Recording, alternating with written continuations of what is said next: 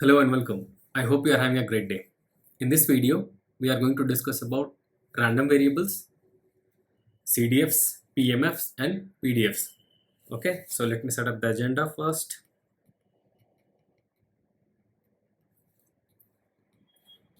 So we'll discuss about random variables. Okay, and so both the random variables of two types. Okay, as we have seen in the earlier class also, there are two types of random variables, discrete and continuous.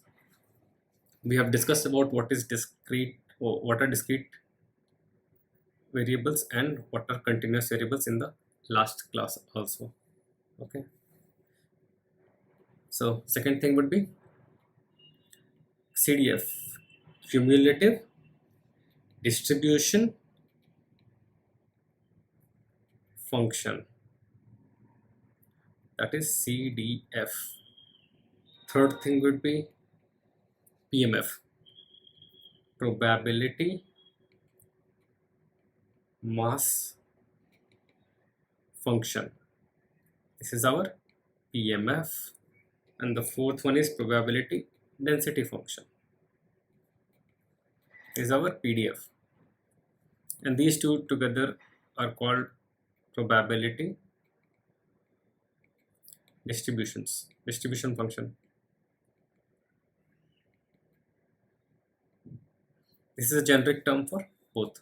So I'll explain why, what's the reason behind that. Okay, so let's go step by step.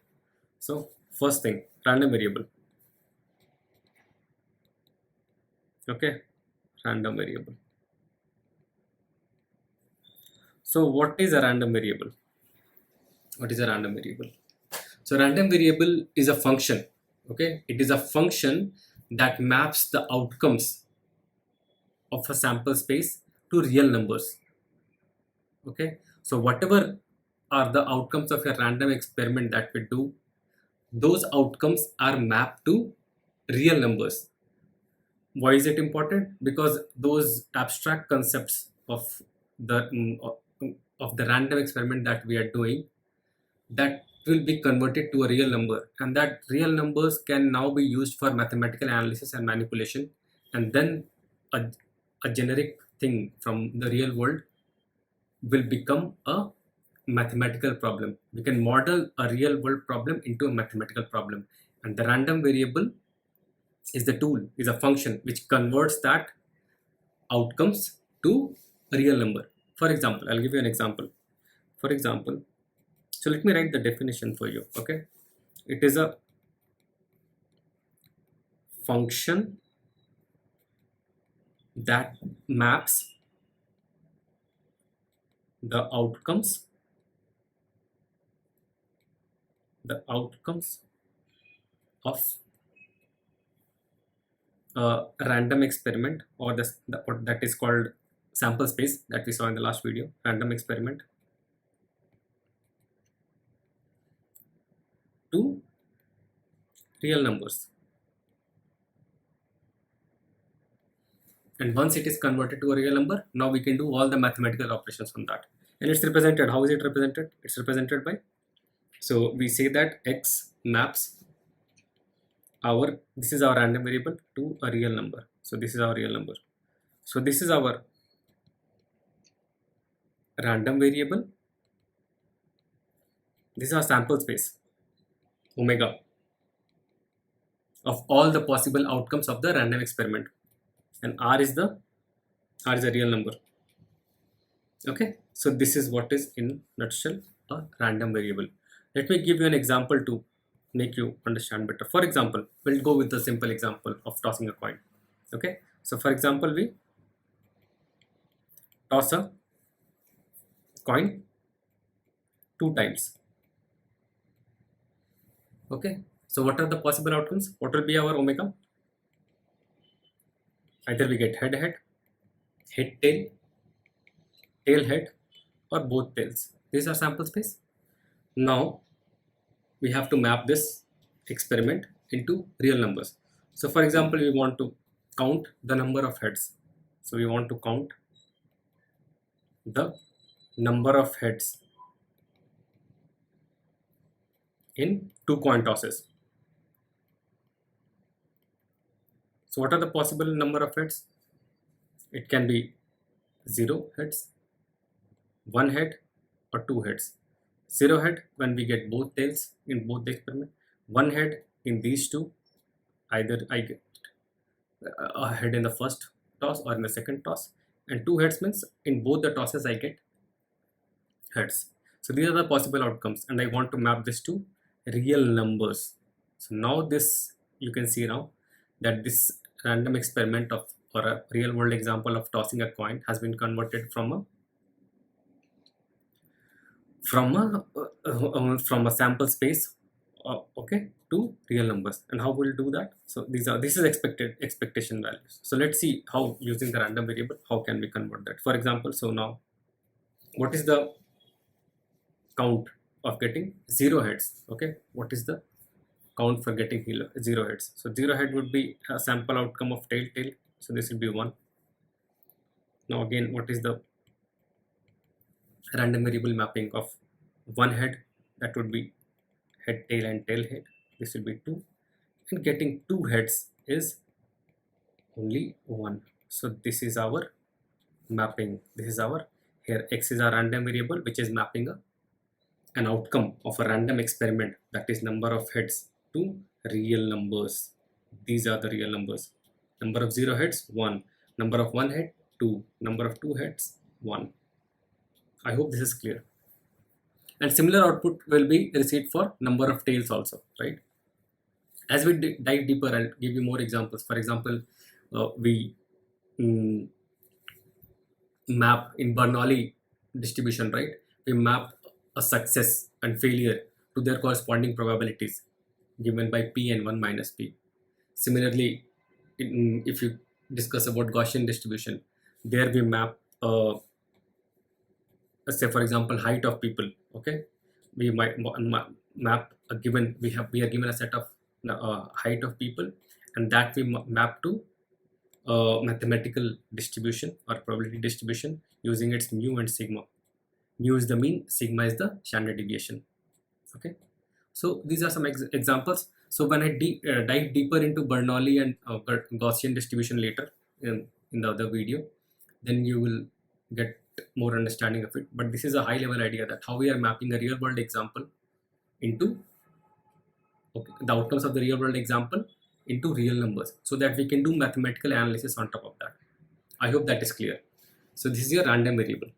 Again, depending upon the outcome or the kind of data that we are dealing with, random variables can be of 2 types: discrete and continuous. What is discrete? We have seen discrete in the past also. So if we say what is discrete, so I will denote this random variable using RV, so that it's easier for me. Okay, RV. So first one is discrete. So what is a discrete random variable? We know what is discrete. Discrete is anything. So a random variable, okay, that can take a finite or countably infinite number of values. Okay, so which can take finite or countably, the point is counting, it's possible to count countably infinite values. Okay, that is your discrete. That is your discrete. So the main point here is that the values are often obtained by counting. So we obtain the values by counting. Obtain values by counting. Okay, and it cannot take a number in between. Okay, so it cannot take a number, any number. It will only take countable whole numbers. It cannot take any number in the in between. Any value in between two consecutive values. Because it is discrete. Okay, that's what your discrete random variable means. For example, Let's see the earlier example that we have seen. For example, we toss a coin twice, toss a coin 2 times, and count number of heads. We have seen this earlier. Either we can get 1 head, 2 head, or one. Means either we can either we can get 0 heads, 1 head, or 2 head. So these are the counts, and these are the corresponding numbers to that. So this random variable is mapping 0 count to 1, 1 count to 2, and 2 count to 1. Okay, so we are getting these real numbers. So is it possible to get 1.5 heads? No, right? So either we can get 1 head or 2 heads. We cannot get 1.5 head. So this is what this last statement means. Cannot take any value in between 2 consecutive values in discrete. Okay, so I'll write it. Cannot get 1.5 heads here. Okay, I hope this is clear. Now let's move to the second one. The second one is continuous. So the continuous random variable, what is it? So we have seen in the past what is a continuous random variable. So continuous random variable can take any value within a specified range. Okay, it can take any, generally it's in the form of a curve. Okay, it can take any value, so it will take infinite number of values between a given range. If you have a number line, so it can take infinite numbers values within a range. So generally whenever you have a continuous values of data, for example, when you have, like we saw the example, right, heights of people. Okay, so it can take continuous values. Okay, so that's what is a continuous random variable. Let me write it down for you.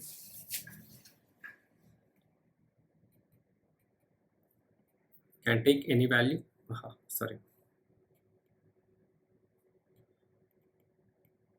within a specified range.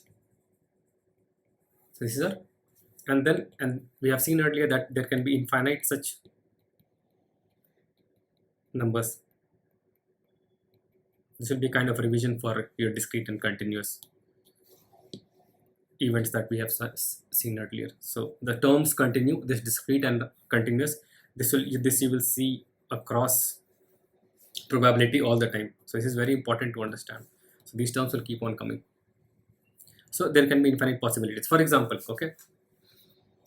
okay, so I'll give you an example. For example, we are let's map height of people. Okay, a person's height, and say it is anywhere in the range between, say for example, 100 centimeter to 200 centimeter, and we know that this will follow a Gaussian. I'll discuss about Gaussian later. There also I'll give you the example. It will follow something like this. Depending upon the country, there will be some average height. For example, if it's India, maybe I may be wrong, but say for example the average height is your mu or mean height is this. Okay, so most of the people will have this height here. Okay, and there's a possibility of finding any height. So we can have heights like, for example, the height can be anything. It can be like 165.1 centimeter, or 167.22 centimeter, or 189.356 centimeter, anything. It can have any values. It can have infinite number of values in any range. That's what this, because this is continuous. Okay, so that's what it means, a continuous random variable. So it will capture the meaning of whatever the meaning of this curve, and it will map it to a real number. Okay, using this mu, and then this is the spread, standard deviation. Okay, so this is the mapping. So I hope discrete random variable and continuous random variable is clear.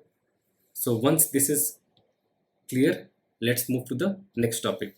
So now we know how to map our real world experiments or outcomes that we have to real numbers, so that it can be used for mathematical analysis. Okay, now we have that. Now once we have mapped this, we want to calculate the probabilities. We have mapped this to real numbers. Now we can do calculate probabilities of these, all these events or all these kind of experiments that we are doing. Now let's understand how do we calculate these probabilities using the random variable. Okay, so this is, so when we calculate the probability of any, okay, random variable, it has got a name, and that is what is called cumulative distribution function.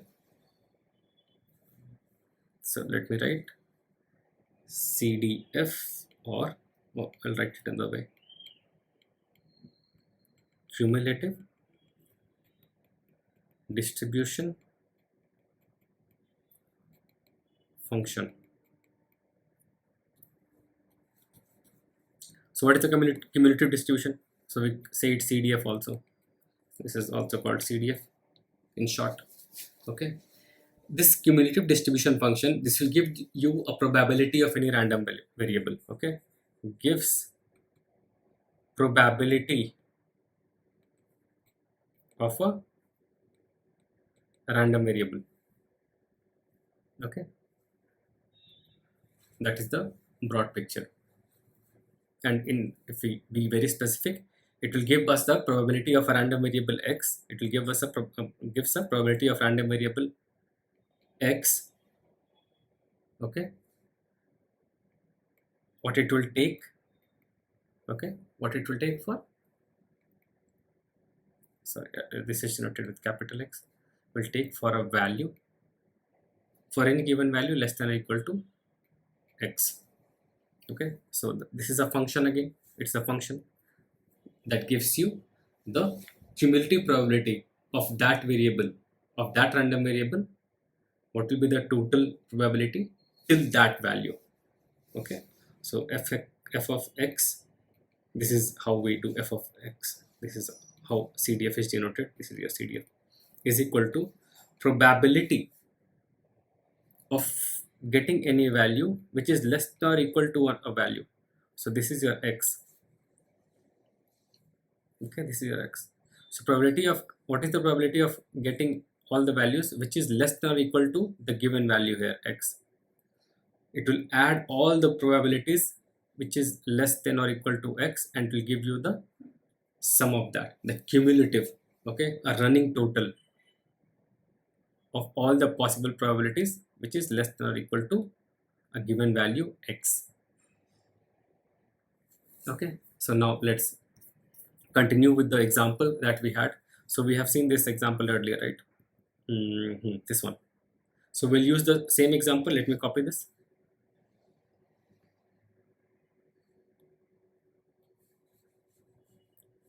So let me move to the next page.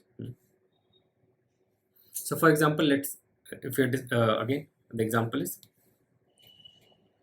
we toss a coin twice, okay, and then this is our sample space, and we count the number of heads in 2 coins. That will be either we get 0 heads, 1 head, or 2 head, and these are the number of, this is the random variable x, which, okay, for 0 heads I get 1, for 1 head I got 2, and for 2 heads I get 1. So this is our output of random variable. Now I want to calculate what is the probability, okay, of getting a value which is less than or equal to some value. For example, so what will be my CDF here? So my CDF would be, CDF is equal to f of x. This is equal to probability of x less than or equal to x, okay, for getting any value. So now if I say, what will be the probability f of 0 of getting 0 or less heads? What is the probability of getting 0 or less heads? So this will be probability of x less than or equal to 0. This is how we can write it. What is the probability of getting 0 or less heads? We cannot get anything less than 0 if you're tossing a coin twice. So what was the value? We can say the probability of x less than 0 plus probability of x equal to 0. We know what is the probability of x equal to 0. This is, what was the total number of outcomes? 4, and out of that 1. So this will be your 1 by 4. Okay, similarly, what is the probability of getting one or less head. This will be probability of x less than or equal to 1. So this will be equal to probability of x less than or equal to 1 plus probability of x equal to 1. So what is the probability of getting, okay, sorry, not equal to, this will be less only. What is the probability of getting less than one head? We'll get 0 heads. What is the value for this? 1 by 4. And what is the probability of getting one head? 2 out of 4. So what will be this value equal to? This will be equal to 1 by 4 plus 1 by 2. This is equal to 3 by 4. Similarly, what will be the cumulative? You see, this is getting, what is the meaning? It's getting added up. This 1 by 4 got added up to this one. So it's additional. It's a running total of all the probabilities that I'm expecting. Similarly, if I see p of x less than or equal to 2, now you have got it, right? X, sorry, again it is equal less than 2 plus probability of x equal to 2. For getting less than 2 heads means either I get 0 head or 1 head. We have calculated that here. So that is 3 by 4. And what is the probability of getting exactly 2 heads? This is our 1 head only. This is the way. So this will be 1 by 4. So this total probability will be 1. I hope this math is clear. Now let's plot it and see how will the CDF look. So let's see, say we are plotting it like this. Okay, this is your x here and this is your CDF. That is equal to f of x. This is equal to p of x less than or equal to x. Seeing any value which is less than or equal to the given value. So what are our values here? We are seeing 0, we are seeing 1, we are seeing 2. Okay, and here we are seeing 1 by 4, half, 1 by 3 and 1. Now, what is the probability of 0 heads? 0 heads. This is 1 by 4, right? For 0 heads it's 1 by 4. Now let me draw this. Till 1 it will be 1. As soon as you come to 1, what will be the probability of seeing 1 or less head? It will be 1 by 4 plus half, that is 3 by 4.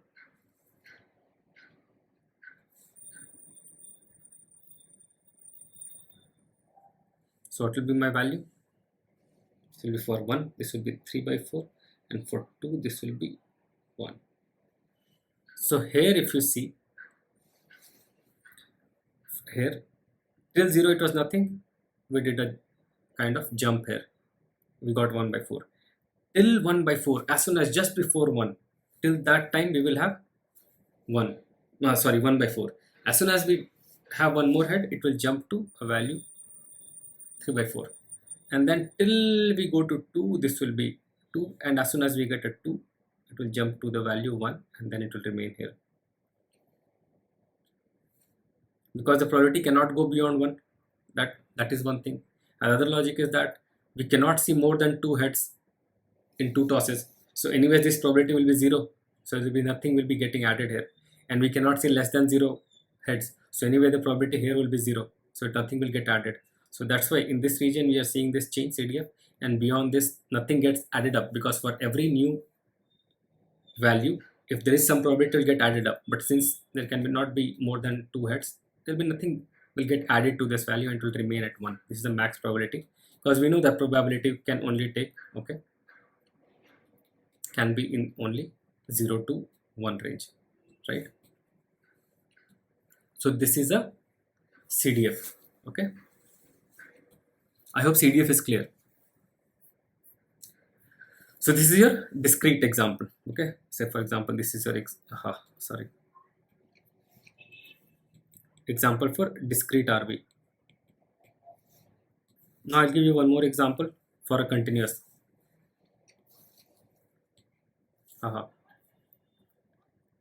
let me, so for example, if I talk about continuous random variable,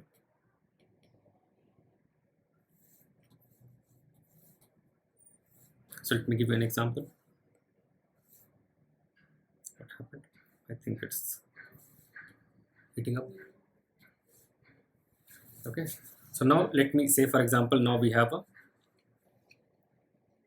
number line 0 to 2. So what is my omega? 0 to 2, both 0 and 2 inclusive, square brackets. So from 0 to 2. Okay, so I'm mapping my sample space x of omega, this is my omega, is equal to omega 2.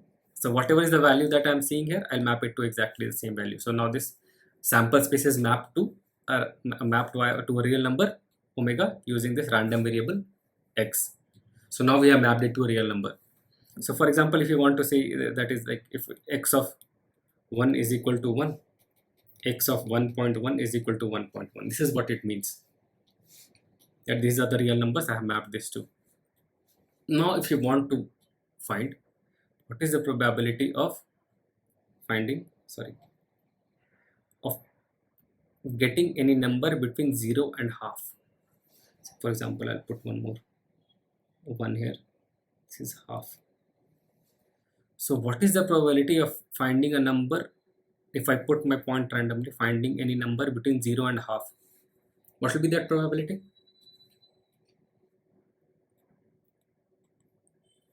So this will be equal to this length, that is half, by the complete length, that is 2. So from here to here it is half, and from here to here this is 2. So this half by 2.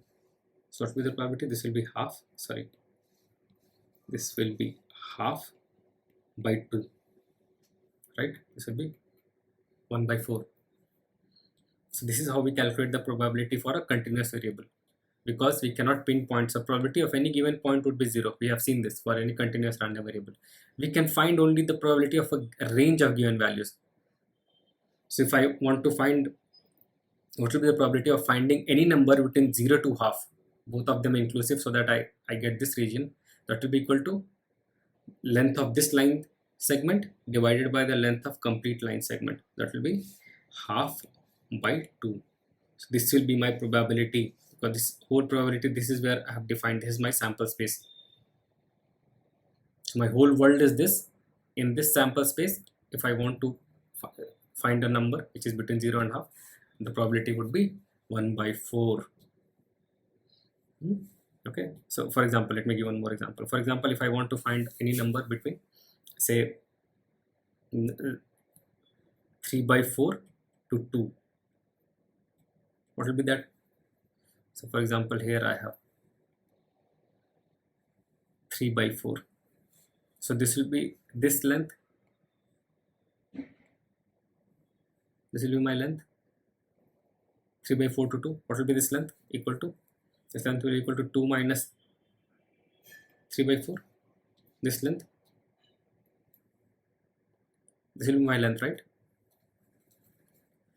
I want to find it between here in this range. So that will be total length minus 3 by 4 by what will be, this is the expected range where I want to see, and what is my total? 2 as it is, that will remain as it is. It will be my 2 minus 3 by 4 by 2. So this will be coming to 5 by 8 or something. Similarly, if I want to find what is the probability of seeing any x less than or equal to 1.1, what will be this value? Of seeing any value, for example, this is 1.1, I want less than or equal to. So this will be the complete thing.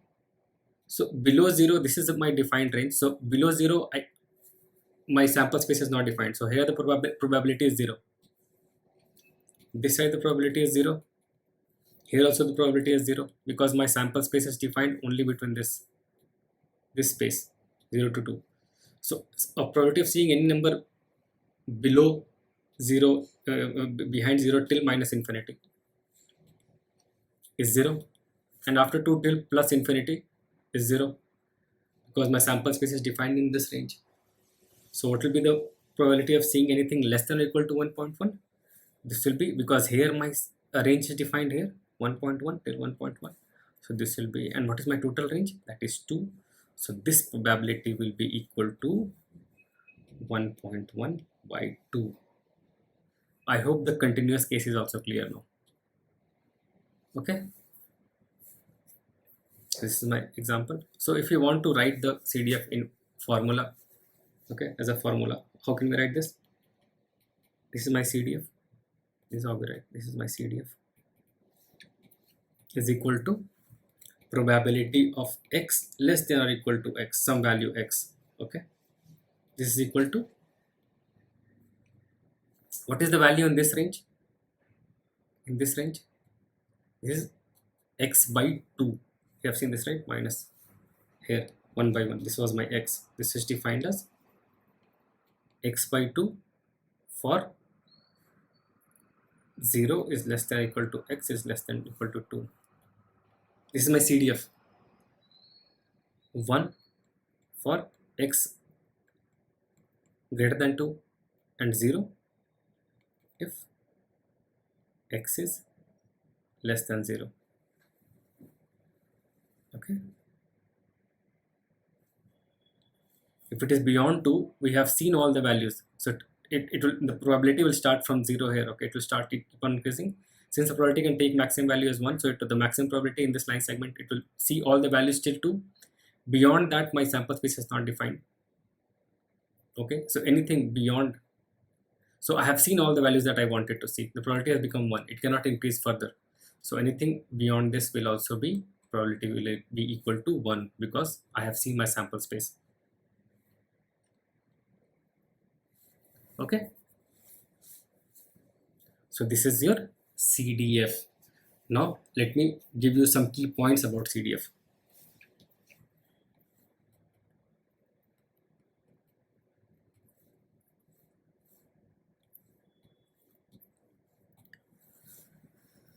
Okay, so point number 1. So what is, so my CDF should be non-decreasing. It is obvious, right? So since it is a running sum, okay, running total, so it will keep on increasing always. My probability will never decrease. Okay, so the CDF should be non-decreasing because it is a cumulative or because it is a running total. So it is adding up, it's cumulative, it should never decrease. Okay,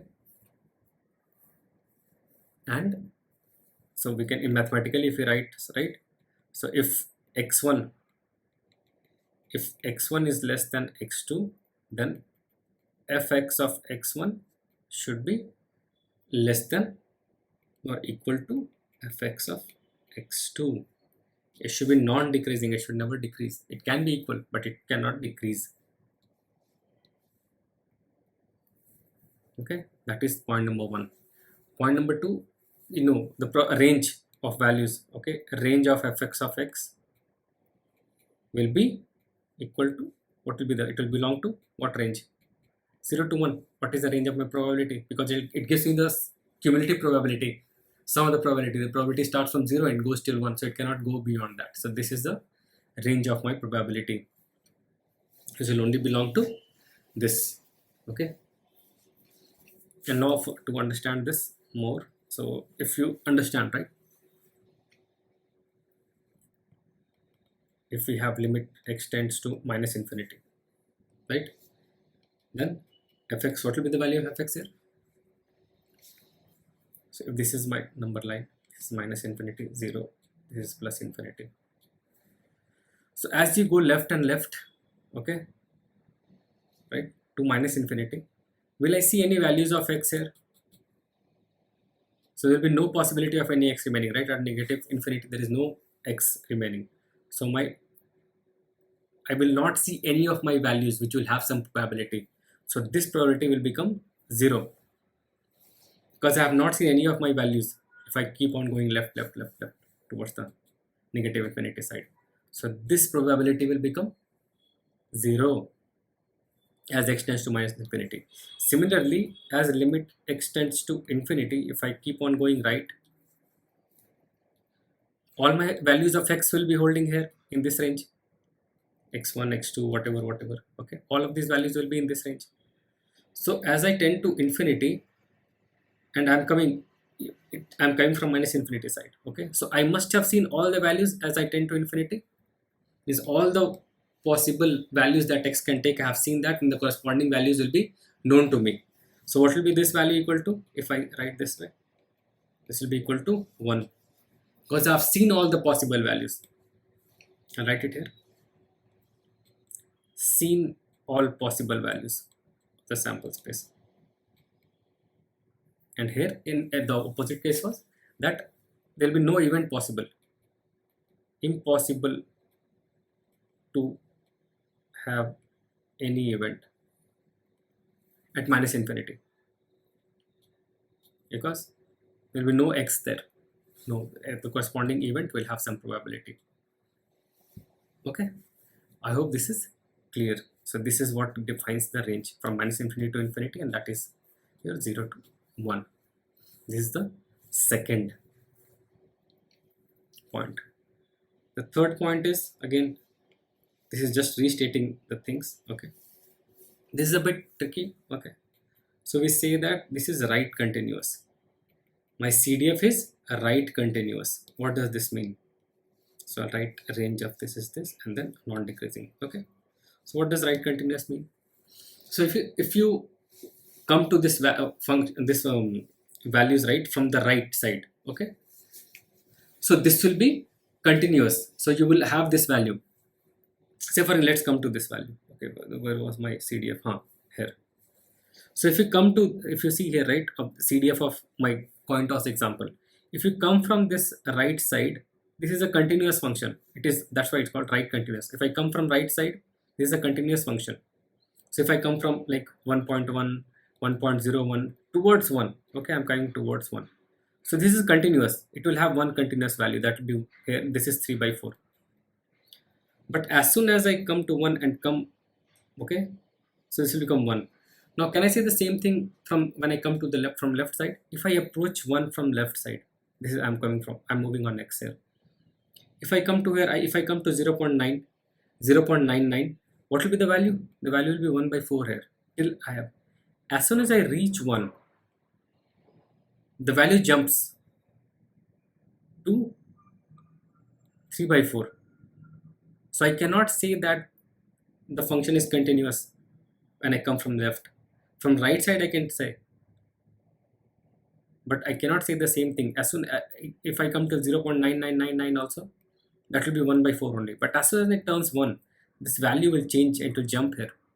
But even if I come from this side, even if I come to 1.000001, the value will remain constant. You can keep on going. So if I come to a value from right side, it will remain continuous.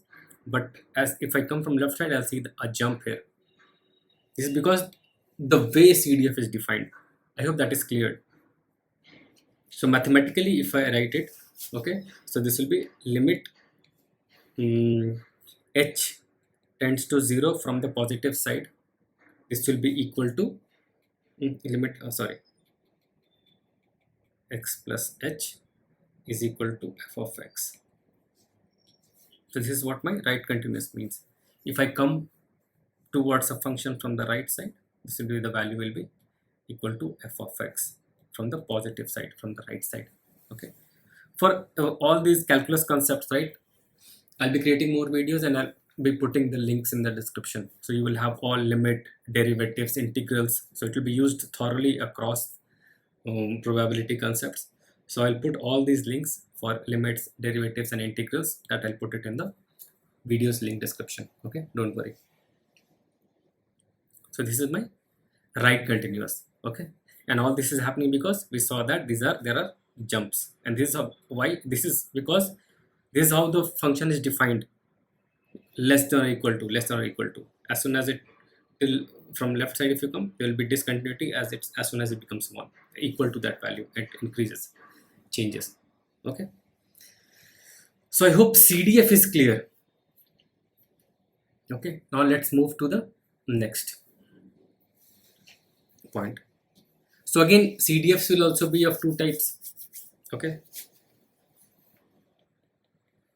depending upon the type of random variable I'm dealing with. So it has two types. So what are the types of random variables? Similarly, we'll have the types of CDFs. So first one is discrete case. The second one is continuous case. What is our discrete case? Discrete case, as we saw, right? Countable, finite. Okay. So in discrete case, how is the CDF f of x defined? CDF is equal to, so this will be, as we have seen, this will be a kind of step function there. Okay. And this will be calculated by summing all the probabilities that are possible. X of I less than or equal to x, and probability of x is equal to x of I. This is the mathematical formulation of what we have seen. Here you have seen, right? So for finding any, that's how we have defined. This is the probability of, so let me, x less than or equal to x. So we have formalized this into sum of all the probabilities. This is summation. This sigma sign is called summation sign. It is taking sum of all the probabilities that are for which the value will get for all the values less than or equal to x. Okay. And for getting the probability at any point, what will be the value? The probability at any point. So if I have the CDF here, right? If I have the CDF here, what will be the probability at any point? So if you see here, this jump, what is the value of this jump? Is 3 by 4 minus 1 by 4. So this value is equal to half, and this is our probability at p equal to 1, because that is what is getting added up here, right? We have seen this. What is the probability for 1? For x equal to 1, this was 2. So corresponding probabilities, what will be? P of x equal to 0 would be 1 by 4. P of x equal to 1 would be half, and P of x equal to 2 would be 1 by 4 again. So this half is equal to the jump that we see in the CDF. So this jump will give me the probability at this point, and this graph, the continuous graph, this will give me the CDF, will give me the running total. So it's 1 by 4 till here. At 1 it is 3 by 4, and at 2 this is 1. This gives me the running total, and the difference between this probability and the last probability, this is my jump, will give me the probability at a given point x. Okay, so this is my probability at x equal, this is what I mean the probability at x equal to xi, and I sum it all. Okay, and the second one would be, continuous case. What is the continuous case? You've seen the example, right?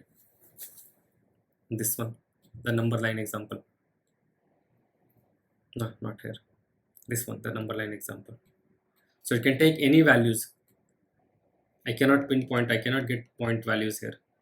Okay, so you can, if I want to find the probability also, I'm seeing a range of values. For example, 0 to half. What is probability of seeing a number between 0 to half, or 3 by 4 to 2? So this is what I'm saying, range of values. So for finding what will be the sum of all the values for a range of given values, what will be the formula for CDF there then? This is denoted by capital F. Okay, just keep this is capital F.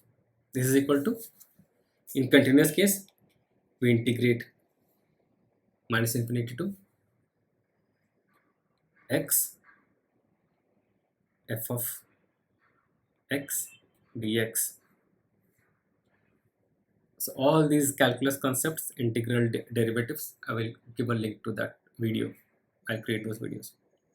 Okay, so for getting all the probability till x, I will sum all the probabilities.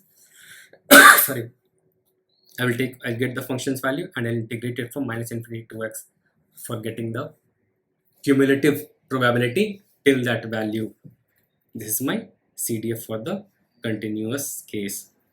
Now if you see the reverse way, okay, so I'll just give you an example, and then later on when we discuss PDF I'll come to that again. So if you differentiate this, okay, so my f of x will be equal to d by dx of f of x. So this small f, okay, this small f, this is my PDF, this is called PDF here, and this is called CDF. And here the t at x equal to xy, this is my CDF, and this is called my PMF. This was equal to our jump at x equal to xi. Okay, so this was my, from the CDF we saw that, right? This is my jump. So this is my PMF, and the summation of PMF will give me CDF for the discrete case. And for the continuous case, because it is a continuous thing, we will use integral. We'll integrate the whole range from minus infinity to that value for getting the probability. What was CDF? What definition of CDF? Probability of getting any value less than or equal to x. Is equal to probability of getting any value less than or equal to x. Okay, I hope both the cases, discrete and continuous, are clear. Now let's move to the next topic. What is the next topic? Let's dive deeper into the discrete part and give names to it. So now we'll discuss about probability mass function. This is nothing but the discrete case, okay?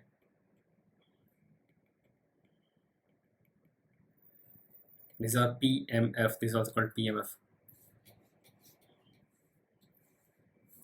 So this is for the discrete random variable. It's for discrete random variable. And as I showed you here, right, this will give me the probability. Okay, what will be the exact probability at a given value? This gives me probability mass function, gives me, okay, the probability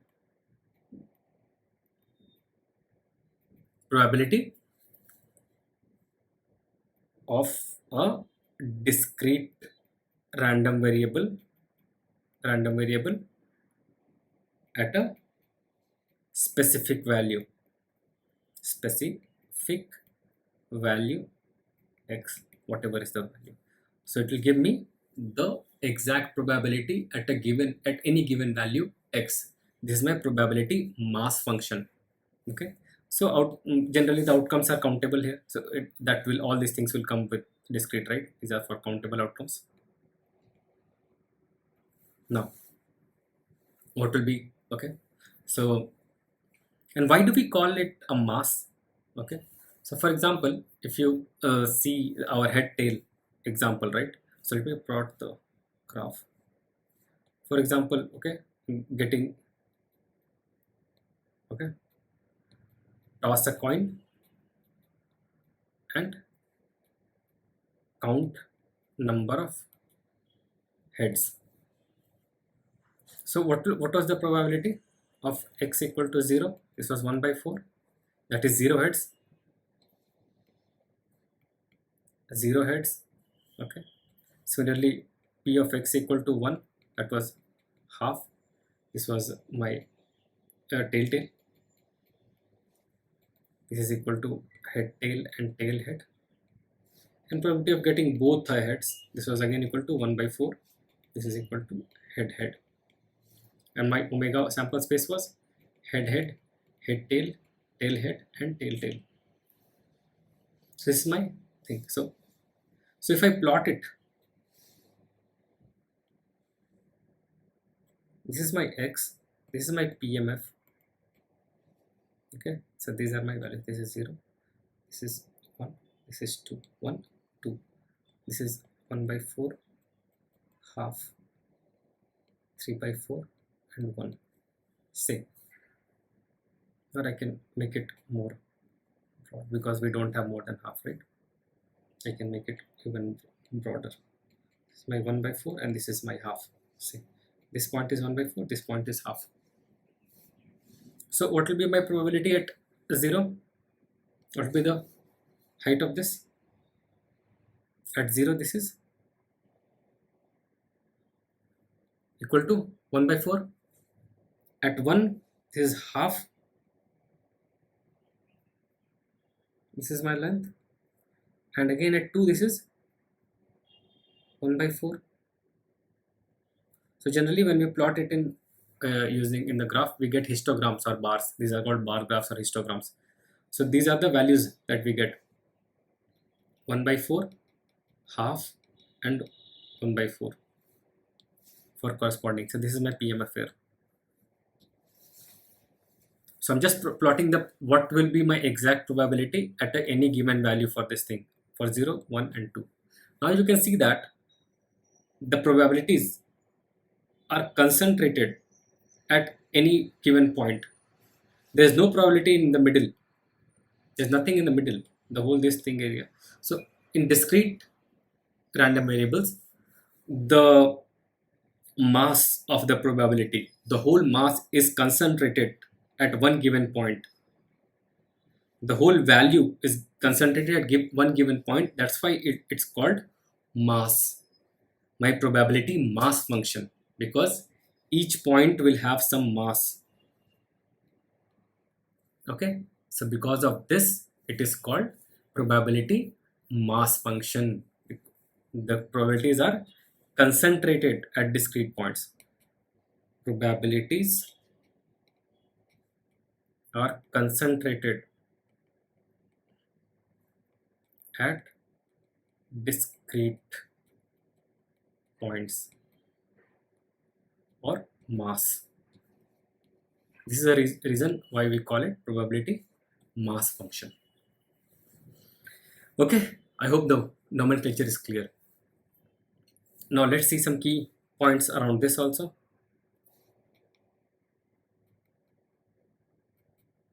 Key points. What are my key points? Let me color it another color. Some key points. We know these things, but we will just formalize it, discuss it probably. Okay. So first thing is that probability at any given value must be non-negative. Okay. For at any given point, we cannot have probability as negative, right? So probability at any point must be non-negative. That means greater than or equal to 0. Probability of x equal to small x, capital X equal to, this is how it is denoted, is always non-negative, means greater than or equal to 0 for all x. This is symbol for all, mathematical symbol. That is the first key point. Probability cannot be 0, and that's what it is obvious. It cannot be. Probability can, the range is from 0 to 1. Second point, just good to know. Okay, sum of all probabilities will be 1.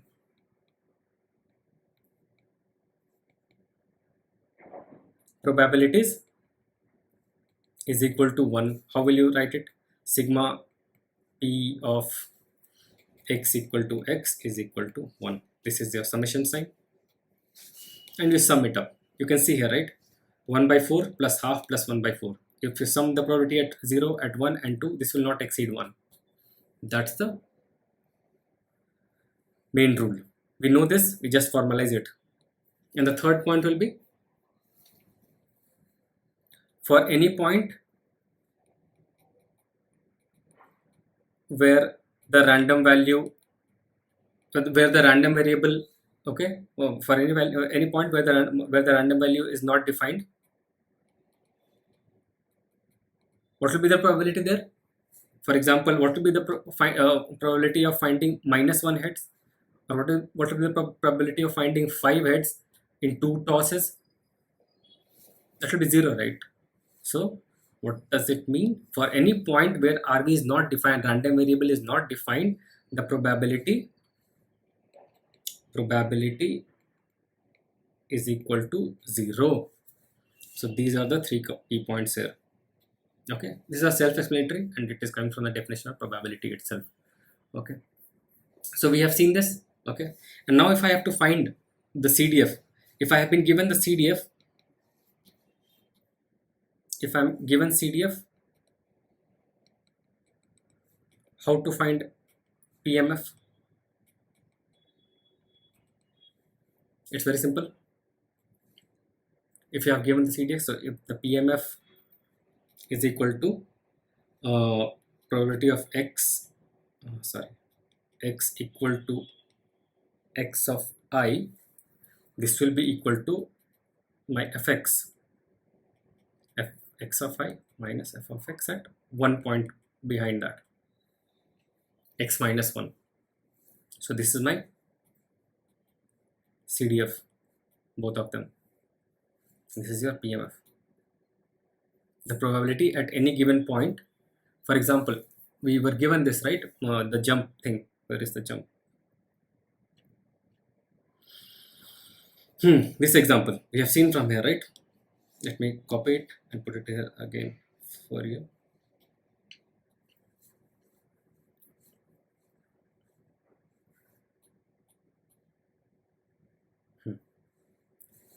So here, if I want, from this formula, if I want to find what is the probability at x equal to 1, so this I can find using probability of at x equal to 1 minus probability at x equal to 0. So what is the probability at x equal to 1 here? 3 by 4, xi is 1 and xi minus 1 is 0, minus 1 by 4, that is equal to half. This is equal to the jump of CDF. This is my CDF. From CDF we can get the PMF. PMF is the probability at any given point. PMF is the probability at any given point. At 1, this is the jump is equal to, this is my PMF, and CDF is the running total. Okay, running total. Sum it up, sum it up, sum it up. Simple. Okay, at 1 point PMF, the running total CDF. Okay, I hope PMF is clear. Now let's move to the continuous part, that is probability density function.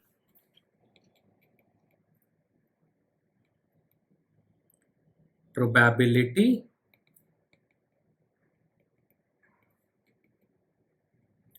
density function.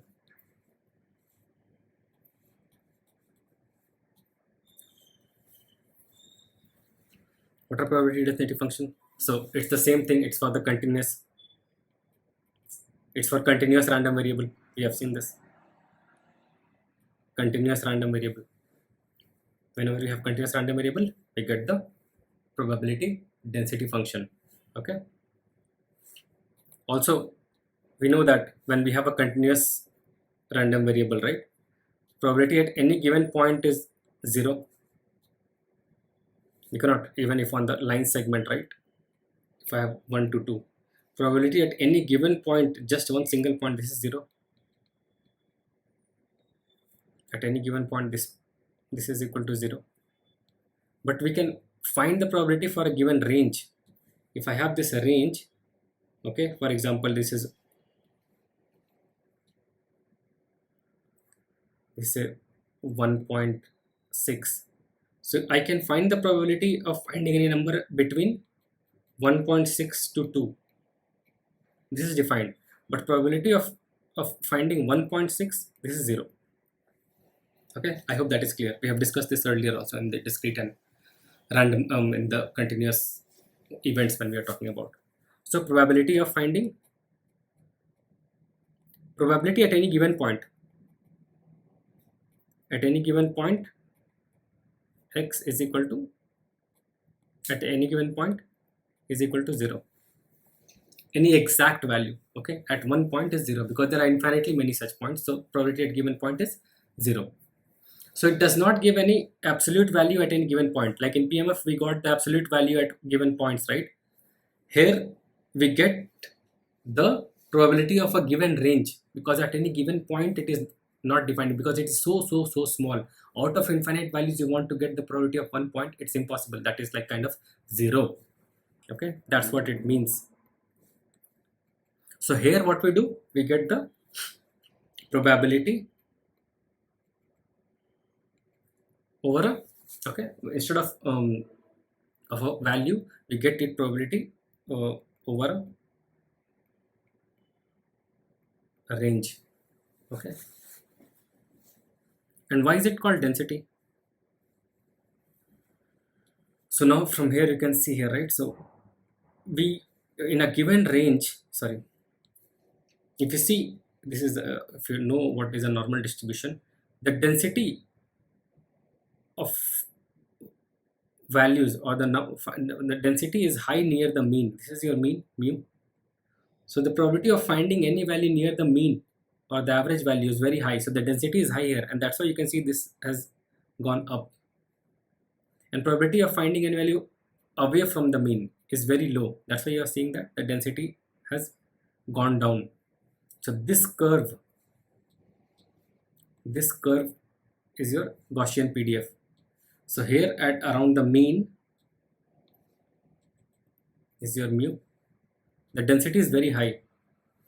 It's with very high probability we can find number if you are like arranging people with some height, right? And this is the average height of India. Then we can find people, the probability of finding people with 165 centimeter height is very high. So that's why the density is very high here. But as we go towards very small, like 100 centimeter or like 200 centimeter, the probability of finding someone with such a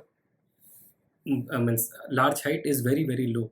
Okay, so that's why this density function tapers down, and this is the value here, that it is very low. So this gives you the density. That's why it's called density, probability density function. Okay, here it is spread out as we have in liquid, right? A liquid, if you have a volume of liquid, finding, okay, what will be the weight of any liquid at a given point, that is like very small, it will be 0. That's why we don't talk about mass at of a point in a liquid or any fluid, or you like make a solid into powder. It will be, each point will become very small. The value or mass of that will be very low. But if you lump it together, we can like, it will become a mass. That was 1 unit, and we like make it a powder. Now we can talk about its density, how dense that powder is at a given point. So the probability of finding that material in that dense region will be higher than a region which is having less density. I hope that is clear. That's why we talk about density in terms of continuous variables, continuous random variables. Okay. Now, what are some key properties? The same properties will come here also. Key properties or key points. Let's go through that. What is the first point? Again, the function, the probability density function should be non-negative everywhere. Non-negative everywhere. We cannot have negative probability, right? So that's the thing. So f of x, it's denoted by small x, is greater than or equal to 0 for all x. This is how it is defined. The second point is again similar to what we have had in PMF. Second point is sum of all probabilities is equal to 1. Here also sum of all probabilities is, so here how do? You do sum of individual values. Here since you have a plot of graph, so this will be area under curve,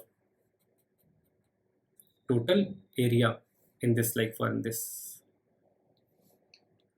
the total area under this curve, like this area will be equal to 1. Total area under curve is equal to 1.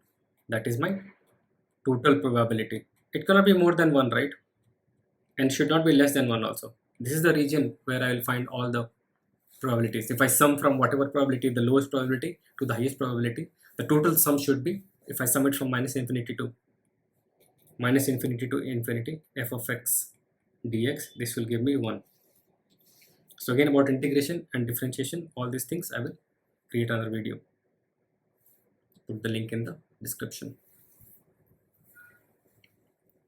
And the third point is that for if I want to find what is the probability in a given range, so probability in a given range a to b, how will we define it? This will be equal to the integral a to b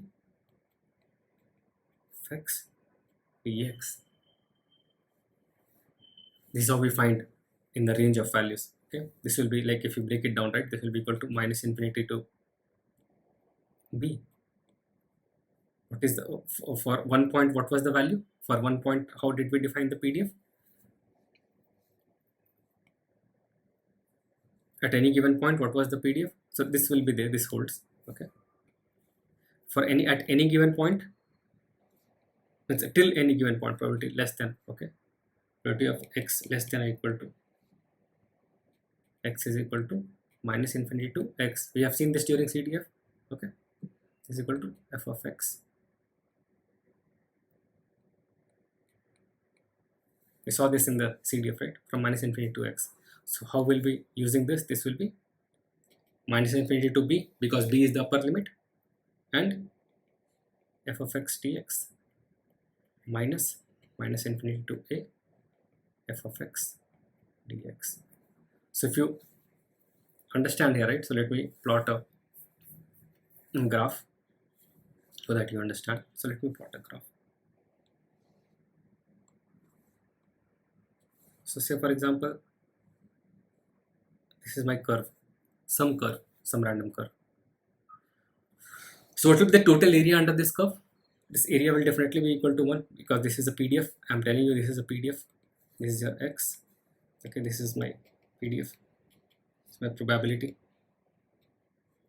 My PDF. Okay.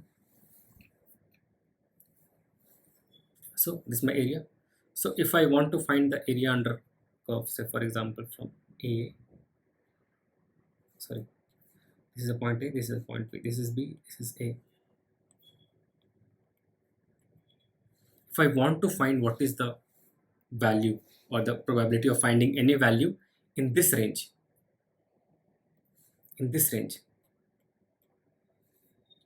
okay, so I want to find the value like anything less than or equal to this, so I can use my CDF formula. This is my CDF for finding anything less than or equal to x, less than or equal to b will be minus infinity to b. For finding anything less than a will be minus infinity to a. So if I subtract this minus infinity to b minus infinity to a, what will be the remaining part? Will be my required probability area, the area under this curve, right? And this is what we got, that this is your integral from a to b.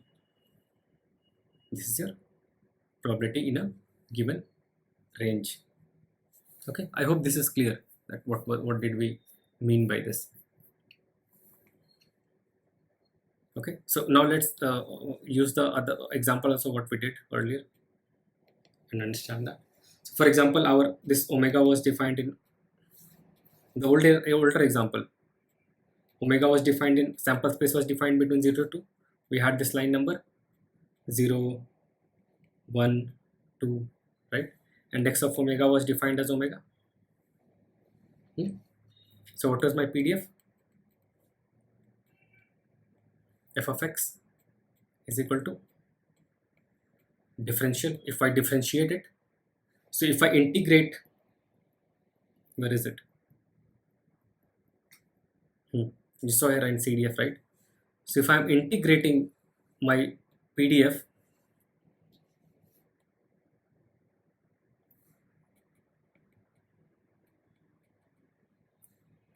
to get my CDF, so differentiating it will give me the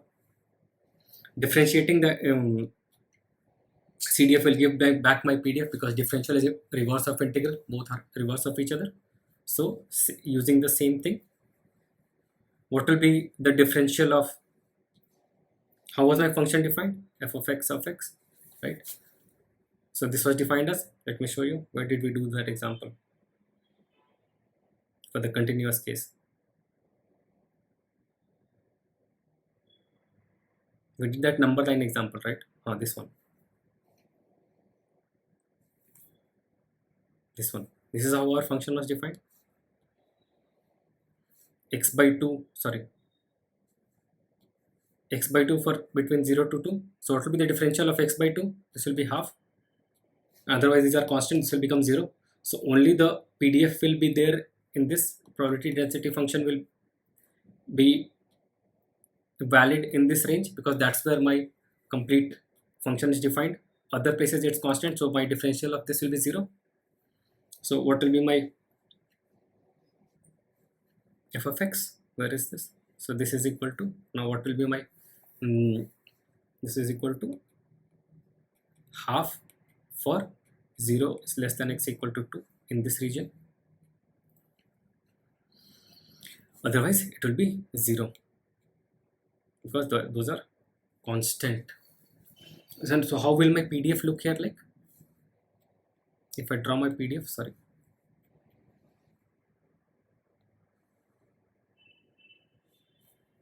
zero, and let me say this is half. So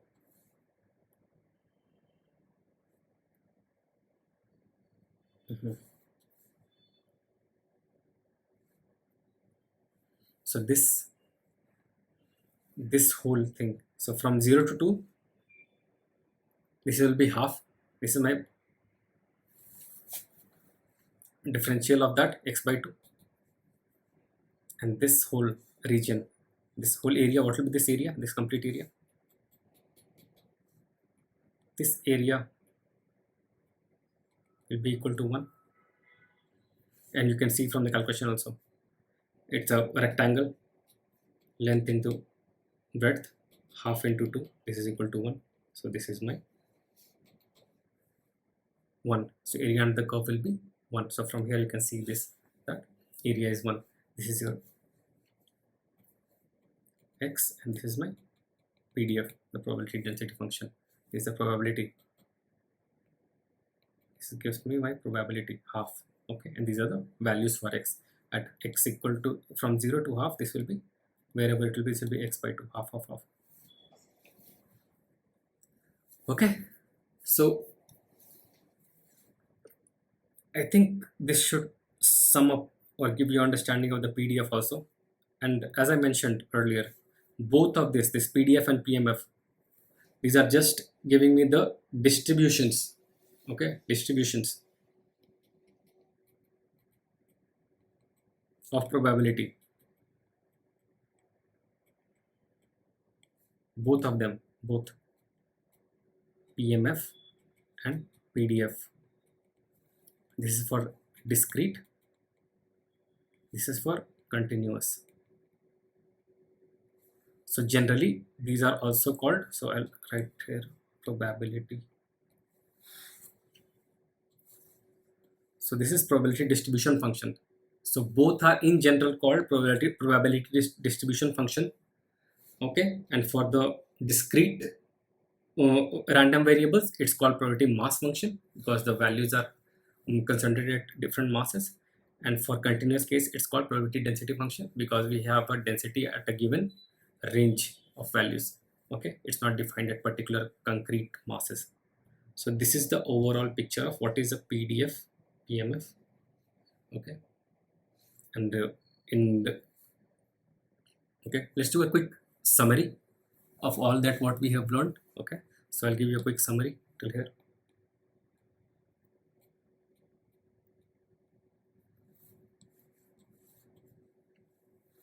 Let's go from the beginning.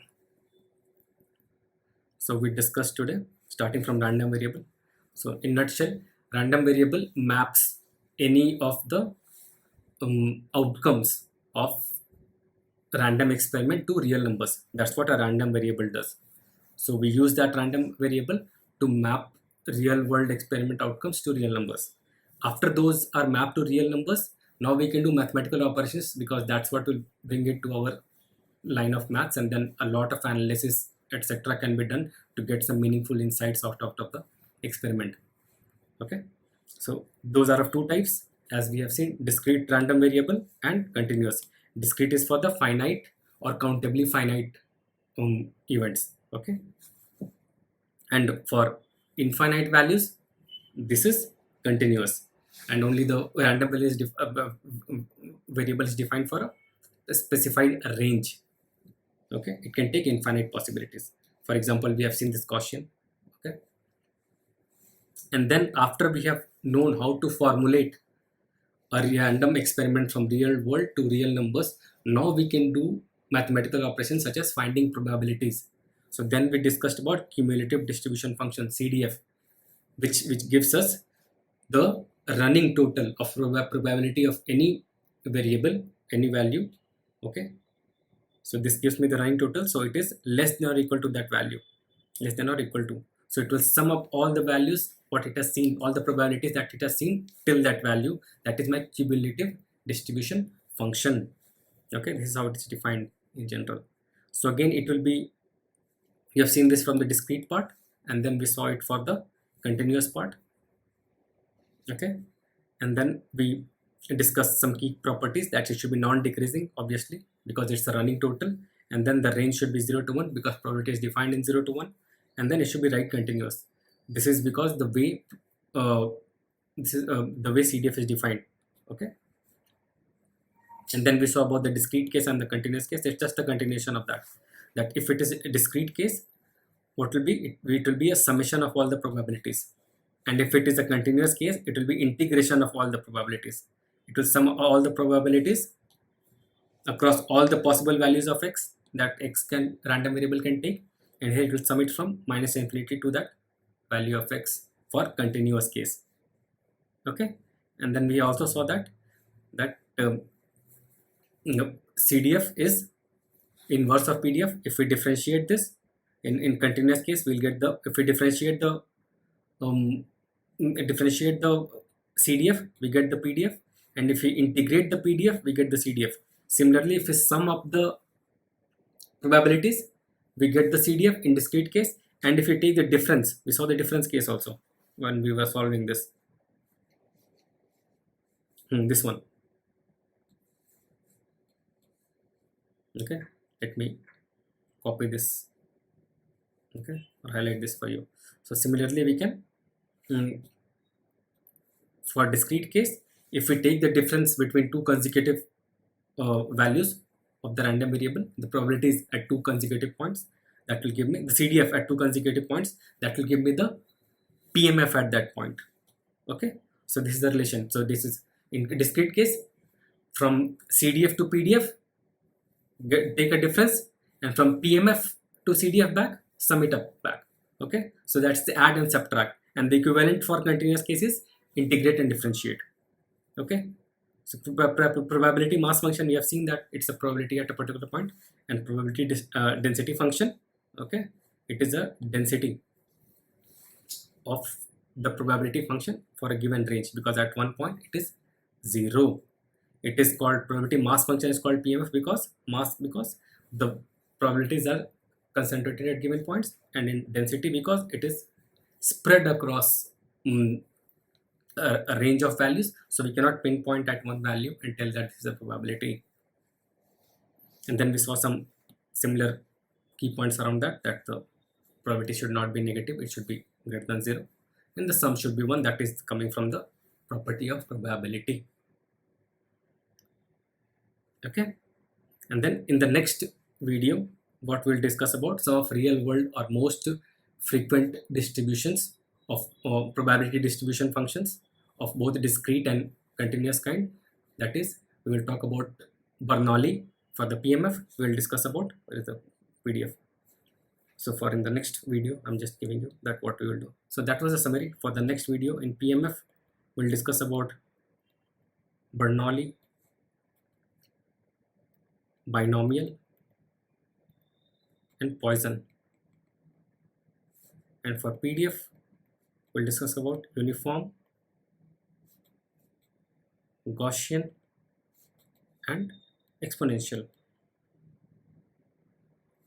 So these are some commonly used probability distribution functions, okay, in machine learning. So I'll discuss about them so that you will understand better how are we mapping real world examples to probability distributions. Okay, so that's all for this video. I hope you got a good understanding of all the concepts that we discussed today. Thanks for watching. Have a good day. See you soon. Bye for now.